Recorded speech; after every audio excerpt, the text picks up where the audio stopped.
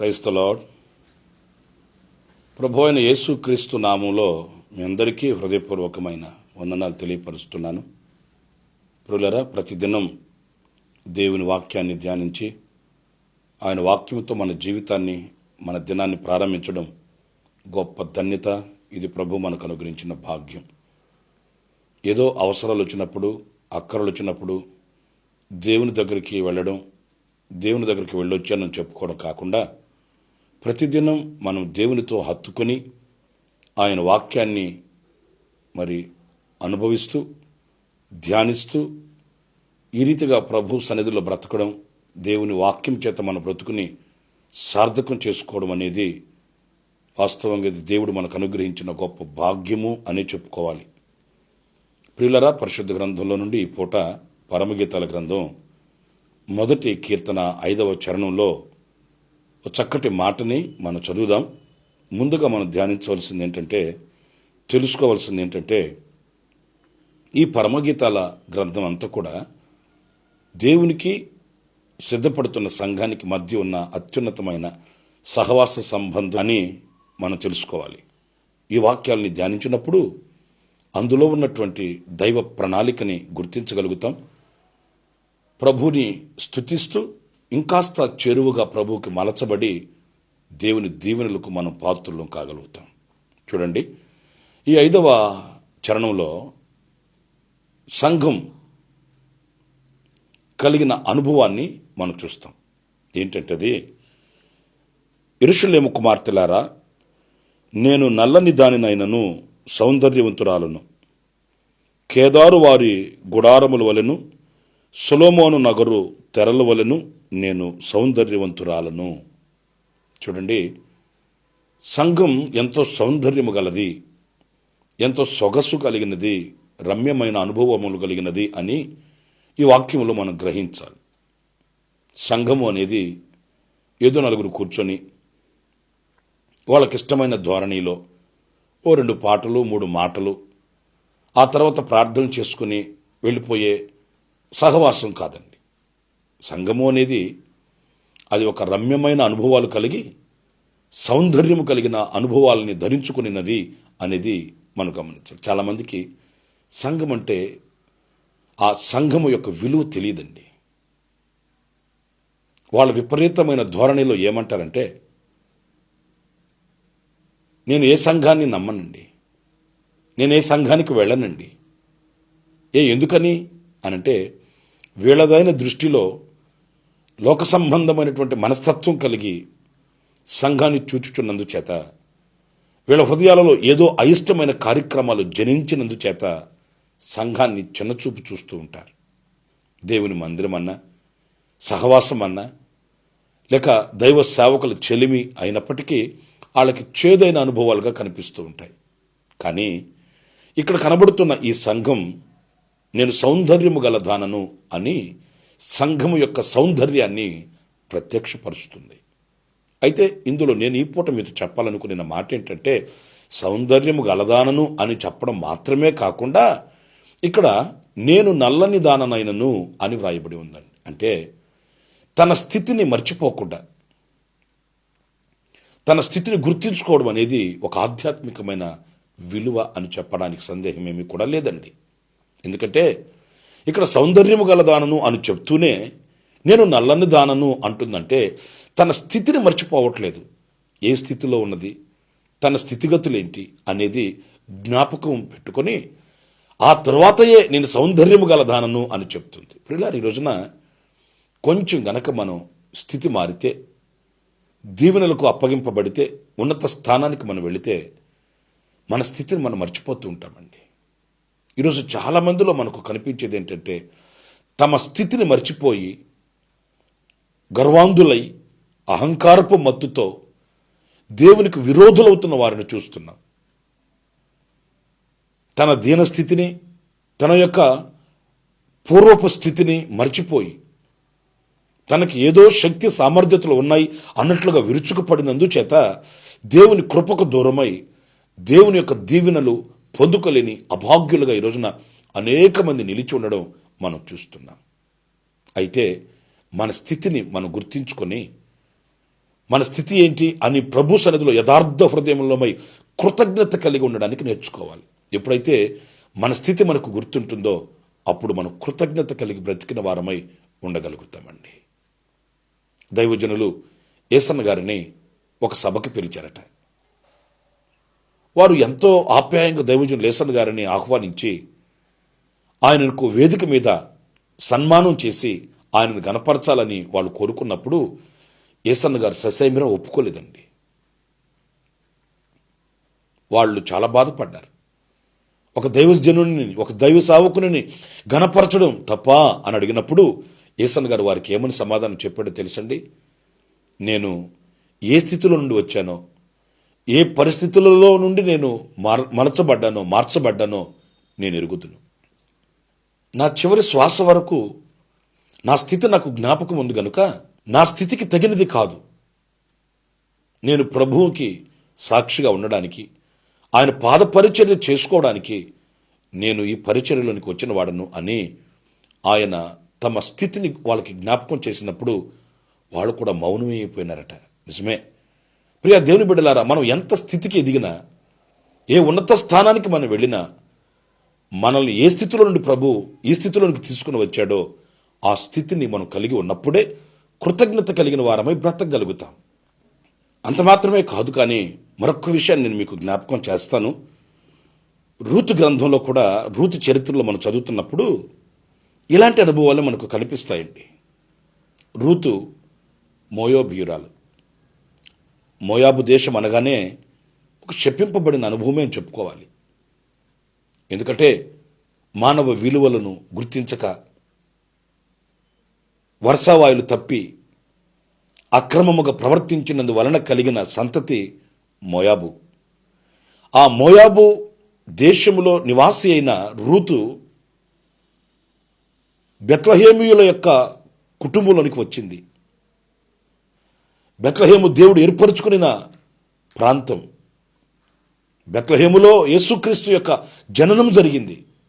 బెత్లెహేము ఎంత మాత్రము అల్పమైనది కాదని వాక్యం చెప్తుంది. ఇప్పుడు రూతు ఎక్కడికి వచ్చింది? బెత్లెహేముకు వచ్చింది. ఇది వాస్తవంగా తను ఊహించని పరిణామం అండి. కలలో కూడా అనుకొని ఉండుండదు రూతు బెత్లెహేముకు వెళుతాను, బెత్లెహేము నివాసిని అవుతానని.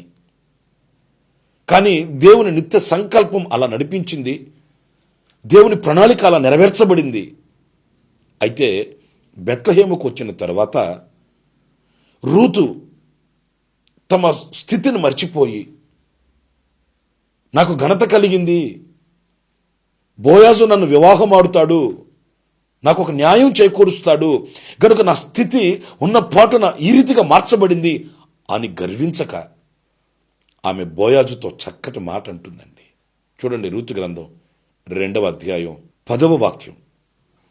అందుకు ఆమె సాగిలపడి తల వంచుకొని, ఏమి తెలిసి పరదేశినైన నాయందు లక్ష్యముంచున్నట్లు నీకు కటాక్షము కలిగనో. ఎంతటి ఉన్నతమైన స్థానానికి తీసుకుని వెళ్ళినా తన స్థితి ఏమాత్రం మర్చిపోవట్లేదండి.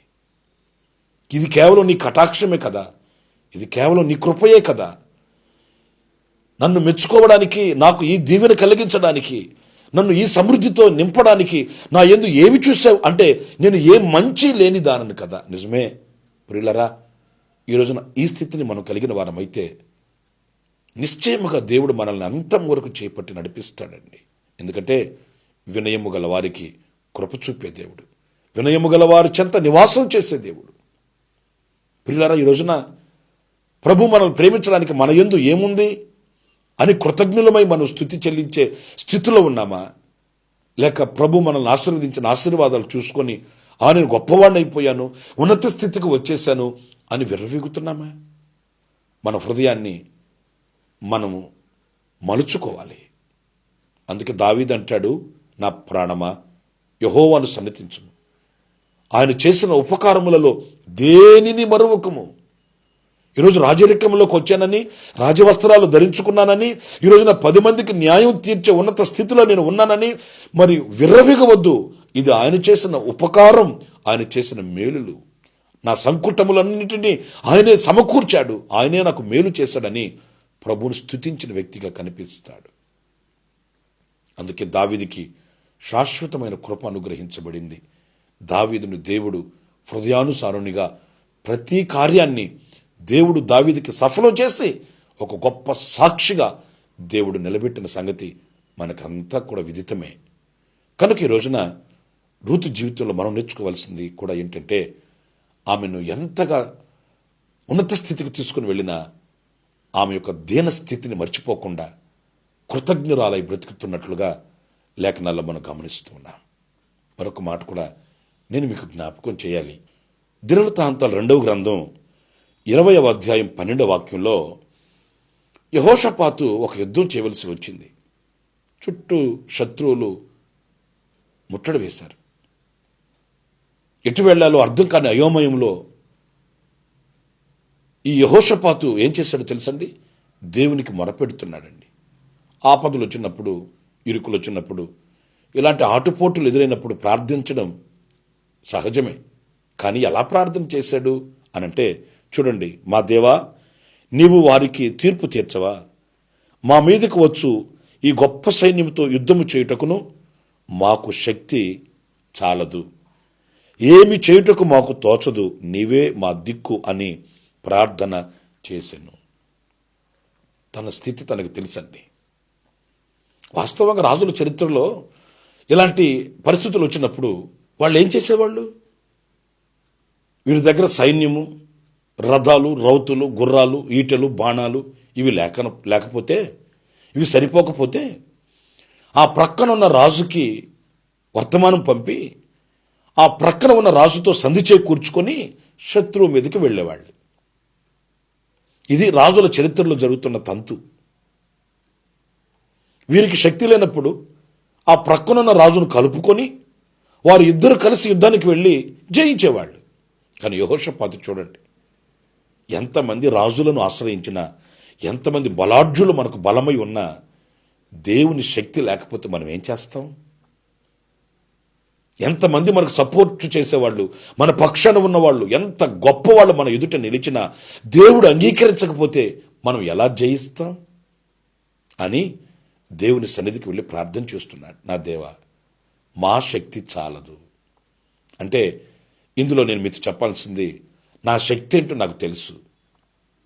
నేను అది చేసేస్తాను, ఇది చేసేస్తాను, నాకంటే వీరుడు, శూరుడు, విక్రమార్కుడు ఎవడున్నాడు అని విర్రవేగట్లేదు, సాహసించట్లేదు, తనను గూర్చి తాను ఎక్కువగా అంచనా వేసుకోవట్లేదు. ఒకవేళ యెహోషాపాతును అడిగితే ఇలాగే సమాధానం చెప్తాడు. నా స్థితి ఏంటో, నా శక్తి ఏంటో నాకు తెలుసు, అందుకే దేవుని శక్తిని కోరుకున్నాను అంటాడు. మాకు శక్తి చాలదు, మా శక్తి ఏంటో మాకు తెలుసు. ప్రియులరా, ఈరోజున అలాంటి హృదయం కలిగిన వారమై ప్రార్థన చేయగలుగుతున్నామా? ప్రభువా, నేను చదువుతున్నాను, నా చదువు వలన నేను ఒక ఉన్నతమైన భవిష్యత్తులోనికి వెళ్ళలేను, నీ శక్తి కావాలి. ప్రభువా, నేను వ్యాపారం చేస్తున్నాను, నా శక్తి చేత నేను రాణించలేను, నీ జ్ఞానం కావాలి. ప్రతి దానిలో మన శక్తిని మనం ఎరిగి, మన స్థితిని మనం గుర్తించి ప్రభువును ఆశ్రయించినప్పుడు ఘన విజయం కలుగుతుందండి. అనేక సందర్భాలలో మనం కన్నీళ్లమయం అవడానికి, మనల్ని మనం దిగజారిపోయే స్థితిలోనికి మనమే దిగిపోవడానికి గల కారణం ఏంటంటే, మన స్థితిని మనం ఎరుగక. ఇదిగో ఈ పూట ఒక్కసారి మన హృదయాన్ని తెరచి ఉన్నది ఉన్నట్లుగా ప్రభు సన్నిధిలో ఒప్పుకొని మన స్థితిని గుర్తించి ప్రార్థన చేసుకుందాం. తలలో ఉంచండి, కళ్ళు మూయండి. మహాపరిశుద్ధుడా, జీవాధిపతి, మీకు వందనాలనైనా. మా స్థితిని మేము గుర్తించడానికి మరొకసారి మేలుకొలుపు కలిగించారు. పరమగీతాలలో ఉన్న సంఘం తన స్థితిని ఎరిగి, సౌందర్యము గల దాననే అయినప్పటికీ నేను నల్లని దానను అంటే తన స్థితిని గుర్తించి పలికిన మాటల్ని ఇదిగో ఈ పూట ధ్యానిస్తూ వచ్చాం. అవును, రూతు జీవితంలోనూ యెహోషాపాతు జీవితంలోనూ వారు అలాగనే నడిపించబడ్డారు. ఆ రీతిగా మమ్మల్ని కూడా మలచి మా స్థితిని గుర్తించి మీ శక్తి మీద ఆధారపడిన వారమై మేము నీకు సాక్షిగా నిలిచేటట్లుగా సహాయం చేయమని నన్ను, మమ్మలను మీ చేతులకు అప్పగించుకుంటూ యేసు నామములో ప్రార్థించి వేడుకొనుచున్నాను తండ్రి. Amen, amen. ప్రభు మిమ్మల్ని దీవించి ఆశీర్వదించునుగాక.